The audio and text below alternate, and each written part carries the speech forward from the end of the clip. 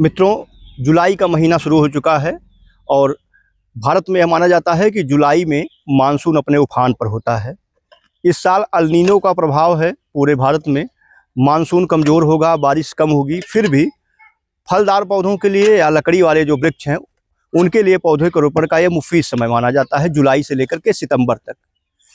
आज हम चर्चा करेंगे कि फलदार पौधों की रोपाई के दौरान हम कौन कौन सी सावधानियां बरतें, किस साइज का पौधा रोपे जो आइडियल साइज मानी जाती है, और क्या कारण होता है कि पौध रोपणे के बाद कुछ ही दिनों में पौधे सूख जाते हैं।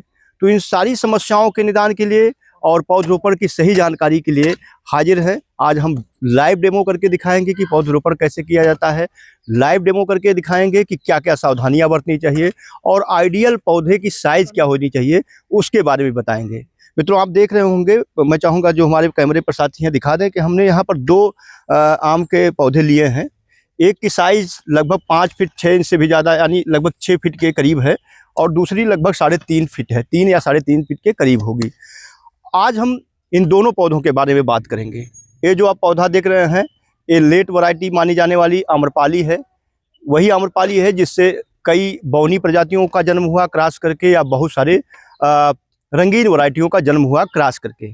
और यह जो है पूर्वांचल की सबसे अच्छी प्रजाति माने जाने वाली, बाजार में सबसे पहले आने वाली और सबसे सुगंधित वैरायटी है गौरजीत।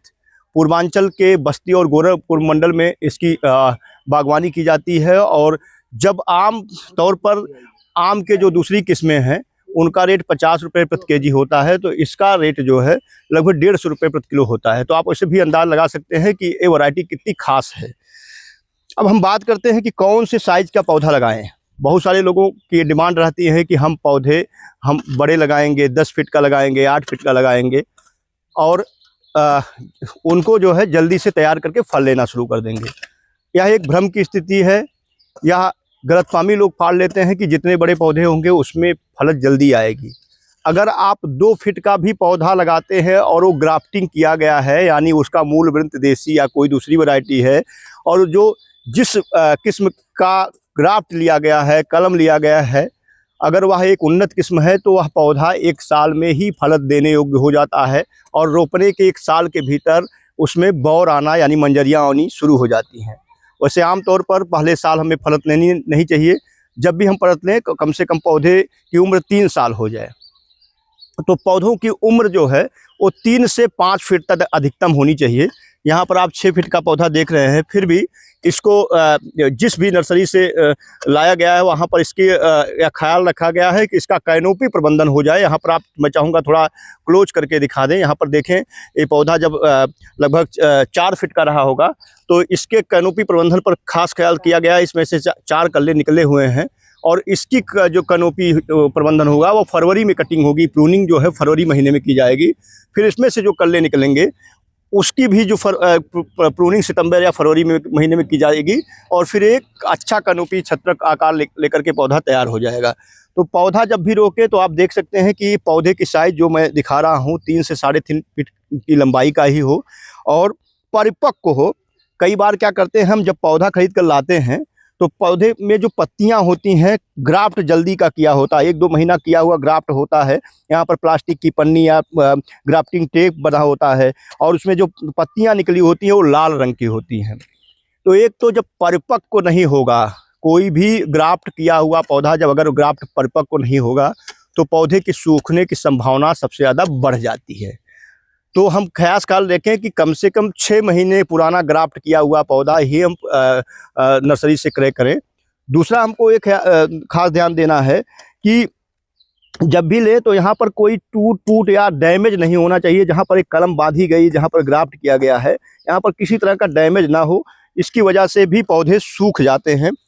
तीसरा जो हमको ख़यास कर रखना है, जब भी पौधे लाएं तो आप देख लें पत्तियों में किसी तरह का कोई भी रोग नहीं है, किसी तरह का ना फंगस दिख रहा है, ना किसी तरीके के कीड़े का प्रकोप दिख रहा है। यानी इसकी पत्तियां स्वस्थ होनी चाहिए, तने मजबूत होने चाहिए। आप देखें यहाँ पर तने में किसी भी प्रकार का रोग नहीं दिखाई पड़ रहा है, और ये तना पूर्ण मजबूती ले चुका है। इसकी कलम वाली जगह यानी ग्राफ्ट की हुई जगह स्वस्थ है, और पत्तियों में किसी तरह का कीट और बीमारियों का प्रकोप नहीं दिख रहा है। इतनी चीज़ों का अगर आप ध्यान देते हैं तो पौधा सूखने की संभावना ना के बराबर होती है, या पौधा सूखता नहीं है लगाने के बाद। यानी एक तो हम जब पौधे खरीदेंगे तो उसकी ग्राफ्ट का जो टाइम है कम से कम 6 महीना बीत चुका हो, उसका जो कलम वाला स्थान हुआ टूट फूट डैमेज ना हो, और तने मजबूत हों, पत्तियों में किसी तरीके का रोग व्याधि कीट का प्रकोप ना हो। ये तो हो गई बात पौधे की। इसके बाद हम जब पौधा क्रय करके घर ले आते हैं तो कई बार बहुत सारे जगहों से हमने जो इंडोजराइल सेंटर ऑफ एक्सीलेंस या आदर्श पौधशाला में देखा है, वहाँ पर दूर दराज के लोग आते हैं। कोई मध्य प्रदेश से आता है, कोई हरियाणा से आता है, कोई बिहार से आता है।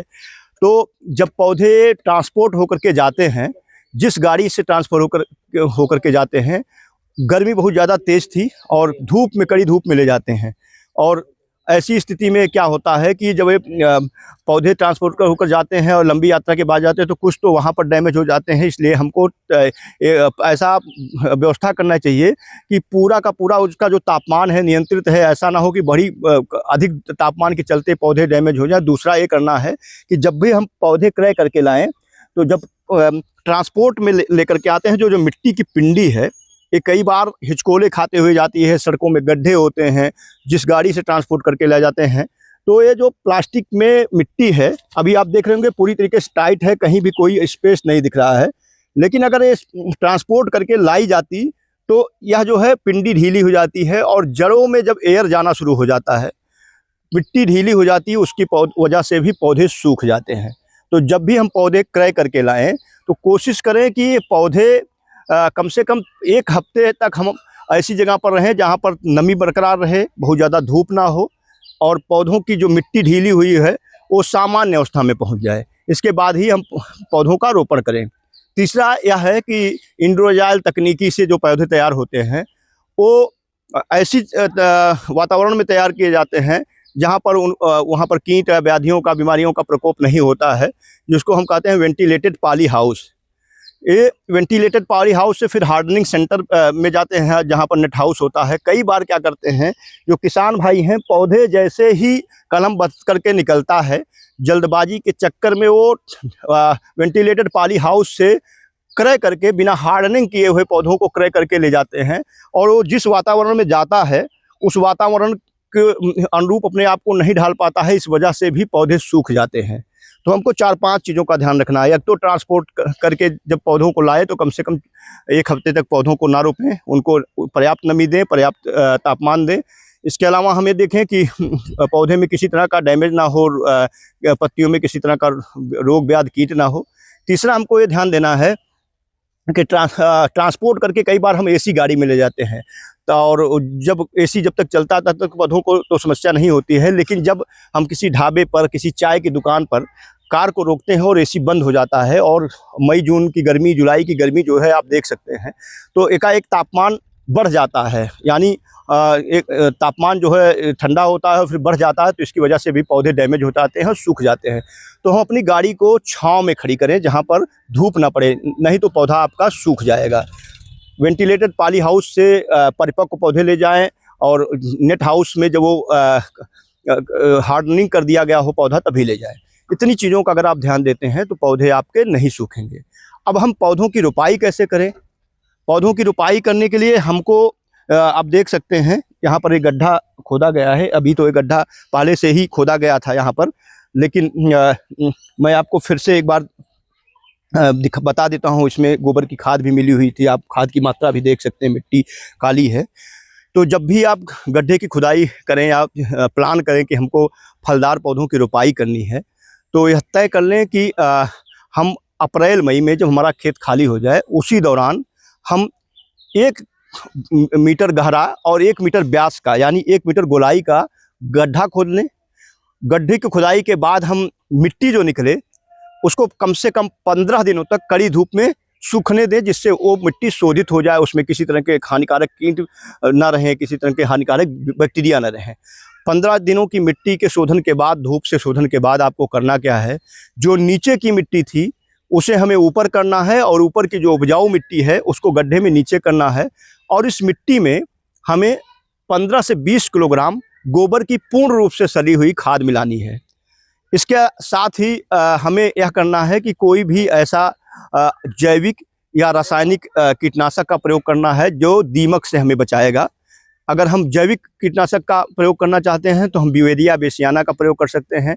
यह एक जैविक कीटनाशी होता है जिसके संपर्क में कोई भी कीटाणु या दीमक अगर आता है तो उसको गैंग्रीन हो जाता है, वो इसी एक तरीके से सड़न पैदा हो जाती है और कीड़ा नष्ट हो जाता है। अगर हमें ब्यूवेरिया बेसियाना नहीं मिल पाता है तो हम उसके जगह पर कोई भी रसायन का इस्तेमाल कर सकते हैं जो कीटनाशी हो। और हम आपको दिखाएं, यहाँ पर एक पैकेट पड़ा हुआ है।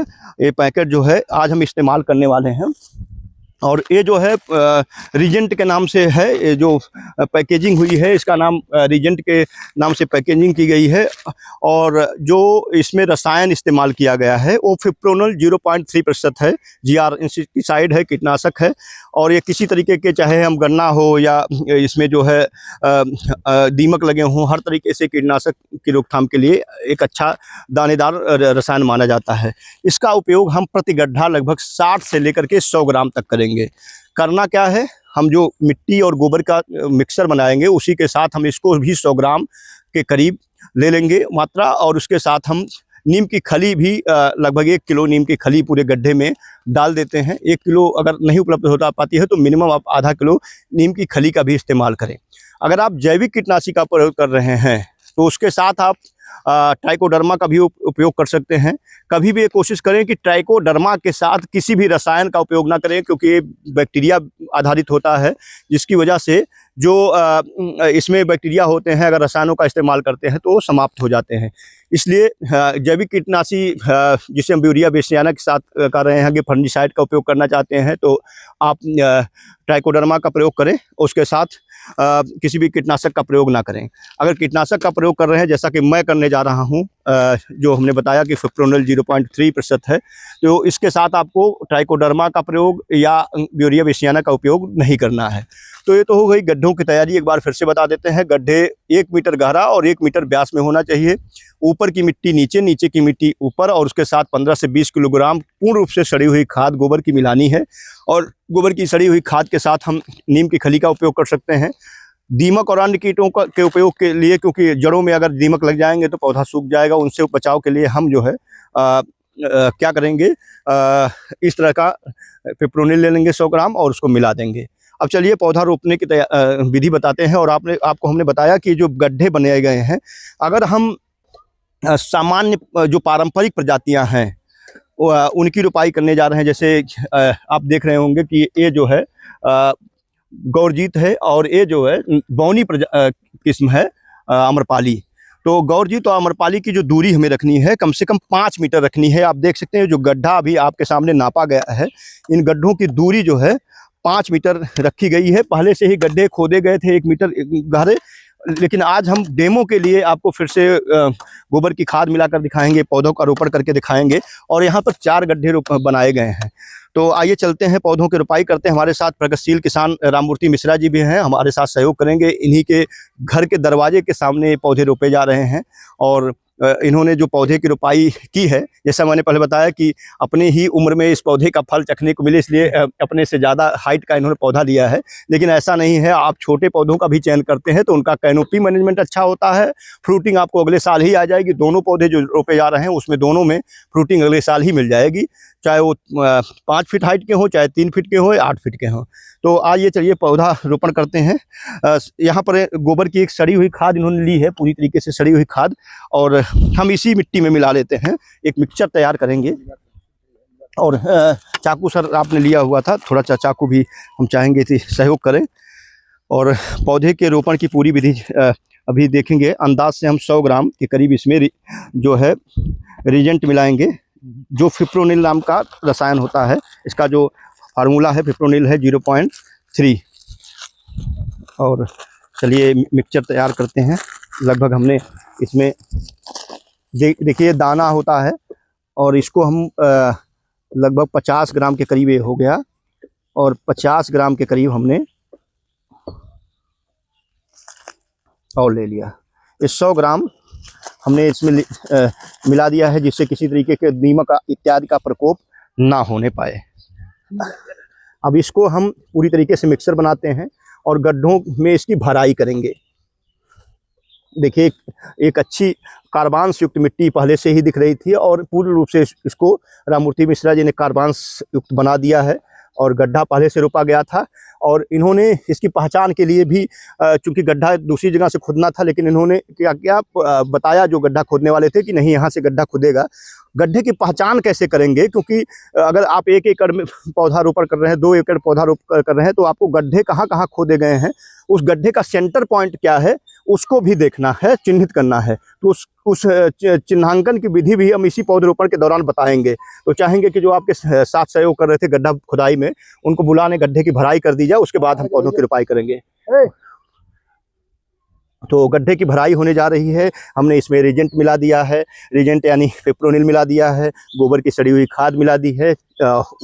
ऊपर की मिट्टी नीचे जाएगी, नीचे की मिट्टी ऊपर जाएगी। पहले से ही 3 इसके गड्ढे को हम चाहेंगे, जो गड्ढे की खुदाई कर चुके हैं, अब इसकी भराई कर दीजिए आप उसी जगह पर। डालना पड़ेगा ना? नहीं, यही नीचे वाली मिट्टी यही थी।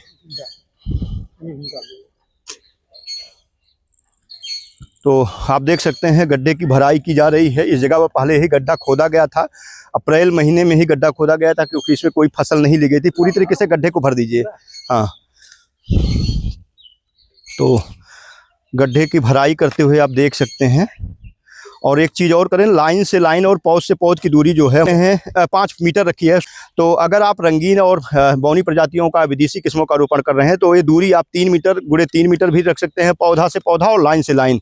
पौधा से पौधा की जो दूरी है उसको हम बता दें कि एक पौधा ये जो आप देख रहे हैं ये, और दूसरा पौधा अगर आपको 5 मीटर रखना है तो ये मान लीजिए हमने एक सांकेतिक रूप से रखा है, तो ये लाइन से लाइन की दूरी हो गई। हमको ये दूरी भी 5 मीटर रखनी है। हम 3 मीटर भी रख सकते हैं दूरी, 2.5 मीटर भी रख सकते हैं, पौधों की किस्म के आधार पर। तो हमें अगर पौधों से पौधों की दूरी तय करनी है तो हम सीधे करेंगे, और अगर हम लाइन से लाइन की दूरी करेंगे तो ये भी 5 मीटर रहेगा।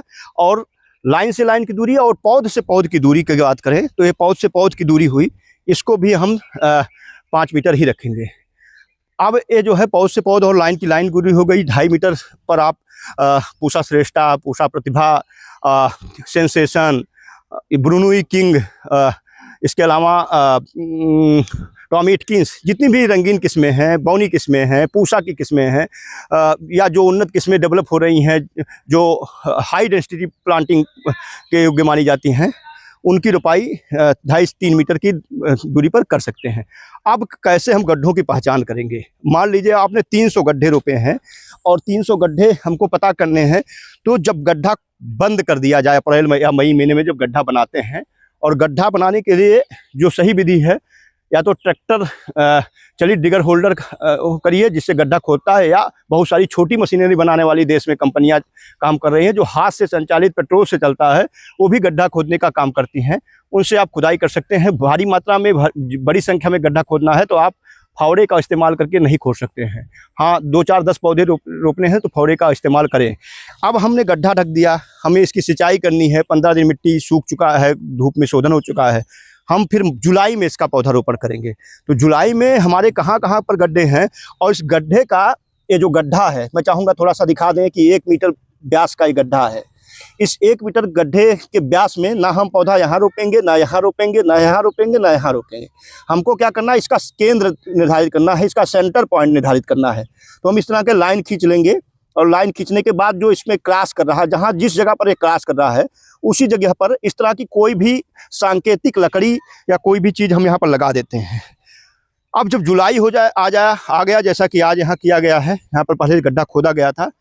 जुलाई में बारिश के बाद इसी जगह पर सेंटर पॉइंट पर, हर सेंटर पॉइंट की लकड़ी को हम हटाएंगे, और फिर हम उतना ही गड्ढा खोदेंगे जितना मिट्टी है। मैं चाहूँगा यहाँ पर चूंकि बड़ा प्लांट करना है तो गड्ढा हमको उतना ही खोदना है जितना पिंडी है। इससे बड़ा गड्ढा हमको नहीं खोदना। कई बार लोग क्या करते हैं कि इतना गहरा गड्ढा खोद देते हैं कि उसकी वजह से भी पौधा सूख जाता है।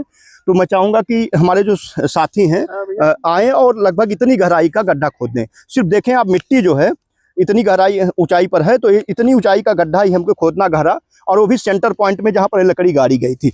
तो आइए देखते हैं फिर से, इतनी गहराई का हमको इसी जगह पर गड्ढा खोदना है, इतनी दूरी में।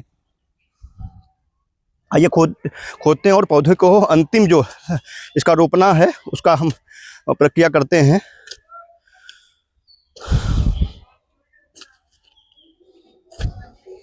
एक बार हम इसको रख के देख लेते हैं जिससे इसका अंदाजा लगाया जा सके। सही, एकदम सही गहराई का गड्ढा खोदा जा चुका है।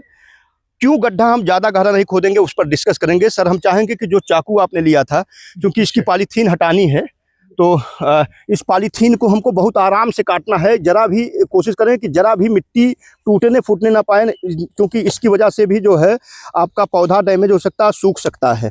तो हमको आराम से ये मिट्टी जो है काट लेनी है और यहाँ हटाना नहीं है।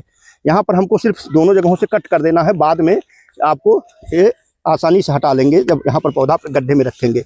अब हम यहाँ पर इस पॉइंट को नहीं पकड़ेंगे, नहीं तो मिट्टी फूट जाएगी, पिंडी फूट जाएगी और पौधा सूख जाएगा। हम हाथ यहाँ लगाएंगे, हाथ को यहाँ लगा करके इस गड्ढे में रखते हैं और धीरे से हम इस प्लास्टिक की जो पॉलीथीन है, पन्नी है, इसको निकाल देते हैं। और देखें यहाँ पर जड़, इस पॉली बैग में पौधा तैयार किया गया था, इसलिए जड़ें जरा भी नहीं कटी हैं, इसलिए पौधा किसी भी की स्थिति में सूखेगा नहीं। अब हमको क्या करना है, मिट्टी कहाँ तक रखनी है, क्योंकि यहाँ पर पौधा लगाने के दौरान हम ये गलती कर देते हैं जिसकी वजह से भी पौधा सूख जाता है। मिट्टी हमको सिर्फ यहाँ तक रखनी है, जिसका जो तना है, इस तने से ऊपर अगर लगाएंगे तो फंगस लगेगा और पौधा सूख जाएगा। तो आप देखें कभी भी, और एक चीज़ और नहीं, हाथ से ही करेंगे हम इसको, कभी भी उससे नहीं करेंगे। और एक चीज़ हमको ध्यान देना है, कई बार लोग पाँव से दम लगा कर इसकी ओर ढकते हैं और दम लगाने की वजह से पिंडी टूट कर जाती है, पौधा सूख जाता है। तो हमको इसी तरीके से हल्के हाथ से मिट्टी से ढकना है और इसमें जो है पानी डाल देना है। अब देखें हमने क्या किया, ये जहाँ तक मिट्टी है सिर्फ वहीं तक पिंडी की मिट्टी है, वहीं तक हमने मिट्टी रखा है, इसके ऊपर हमने मिट्टी नहीं रखा है। कई बार तो लोग जहाँ पर ग्राफ्ट किया गया है यहाँ तक मिट्टी भर देते हैं, इतनी गहराई में गाड़ देते हैं और पौधा 15 दिनों में सूख जाता है। तो हमको ये ध्यान देना है कि पिंडी में जहाँ तक मिट्टी है, तने में आप देख सकते हैं पिंडी की मिट्टी है, यहाँ तक हमने रखा है, पूरी तरीके से हमने बराबर कर दिया है। हाथ से इसको हमने थपथपा करके मिट्टी को दबा दिया है, पैर से कभी नहीं दबाएंगे नहीं तो मिट्टी सूख जाएगी। तो मित्रों, ये पूरी प्रक्रिया थी आम के पौधे के रोपने की, गड्ढे तैयार करने की, सावधानी बरतने की। अगर इतना आप करते हैं तो आपका पौधा किसी भी स्थिति में सूखेगा नहीं। ये पौधा जुलाई महीने की 4 तारीख को आज रोपा जा रहा है और फरवरी महीने में इस पौधे का हमने कैनोपी प्रबंधन नहीं किया है। जब ये पौधा रोप दिया जाएगा तो इसकी फरवरी महीनों में कैनोपी प्रबंधन पर हम ध्यान देंगे, इसकी कटिंग करेंगे। हम फरवरी महीने में इस पौधे को दिखाएंगे कि हमने लगाया था, जिंदा है, ग्रो किया है, और पौधे का हम किस तरीके से कैनोपी करके इसको एक उचित छत्रक देंगे। उस सारी प्रक्रिया इसी पौधे के साथ हम दोहराएंगे फरवरी महीने के 2027 के फरवरी माह में। आज के लिए बस इतना ही, हमें इजाज़त दीजिए। अगर कोई जानकारी छूट गई हो तो सवाल में आप पूछ सकते हैं, हम आपके सवालों का जवाब कमेंट के बॉक्स में देंगे। और अगर आपको ये वीडियो अच्छा लगे तो ज़रूर शेयर करिएगा, क्योंकि समय चल रहा है पौधरोपण का। सभी तरह के फलदार पौधों के इसलिए हमको यही प्रक्रिया इस्तेमाल करनी है, चाहे वो अमरूद हो, आम हो, सेब हो या कटहल हो या 10 kg जामुन हो, कोई भी जामुन हो, कोई भी फलदार पौधा आप रोकेंगे तो इसी तरीके से होंगे। और देखिए राममूर्ति मिश्रा जी ने बहुत ही तत्परता दिखाई है और इसमें जो है पानी भी इन्होंने डालना शुरू कर दिया है। पूरी तरीके से इसको नमी देंगे सर, और थोड़ा थाला बना देते हैं जिससे मिट्टी निकलने ना पाए, लेकिन ये कोशिश करें कि ये जो है पैर से ना दबने पाए सर।